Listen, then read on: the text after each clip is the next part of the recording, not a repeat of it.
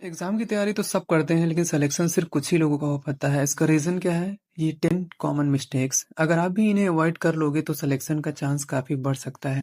तो सबसे पहले हम बात करते हैं फर्स्ट कॉमन मिस्टेक्स की, जो कि मोस्टली करते हैं लोग। सिर्फ पढ़ते ही रहते हैं, रिवीजन नहीं करते हैं सिलेबस, एंड जो पढ़ा है उसे बार बार रिवाइज नहीं किया तो एग्जाम तक चीजें याद नहीं रहती हैं।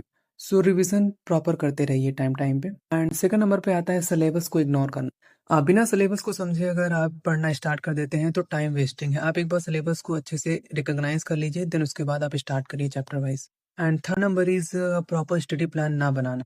अगर आप बिना टाइम टेबल के पढ़ाई करते हो तो आपका जो सिलेबस है पूरा कंप्लीट नहीं होगा, कहीं ना कहीं कुछ ना कुछ चीज़ें छूट जाएंगी, जो कि एग्जाम पॉइंट ऑफ व्यू से काफ़ी नेगेटिव है आपके लिए, एंड आपके स्कोर को कहीं ना कहीं कम कर सकता है।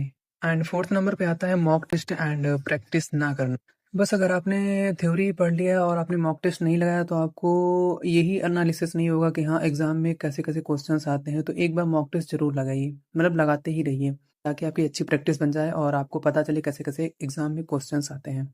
एंड फिफ्थ नंबर पे आता है कि वीक सब्जेक्ट्स को अवॉइड करना। सब्जेक्ट्स कमजोर हैं उसे ही मार्क्स कट होते हैं, तो उस पर भी हमें फोकस करना है। नंबर सिक्स में आता है सिर्फ फ्री या सिर्फ पेड पे ही डिपेंड रहना।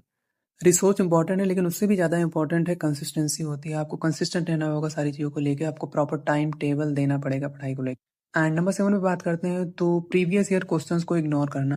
आपको लास्ट जो एग्जाम्स हुए हैं, उस आप जिस फील्ड में तैयारी कर रहे हैं अभी, उसके प्रीवियस ईयर क्वेश्चंस को आपको एनालाइज करना है कि किस किस तरीके से क्वेश्चंस पूछे जा रहे हैं।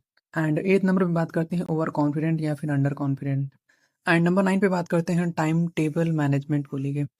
पढ़ना तो आता है लेकिन हमें ये नहीं पता कि कितना टाइम किस चैप्टर को देना है और कितने टाइम में सारी चीज़ें कंप्लीट करना, तो हमें टाइम टेबल पे ही सारी चीज़ें अकॉर्डिंग कंप्लीट करना चाहिए। Number 10 last moment strategy, revision practice and काम माइंड। लास्ट टाइम पे सिर्फ रिवीजन और प्रैक्टिस पर फोकस रखो, अपने स्ट्रॉन्ग टॉपिक्स को रिवाइज करो और अपनी प्रिपरेशन पे ट्रस्ट करो। याद रखो काम माइंड ही सबसे बेस्ट परफॉर्म करता है। सो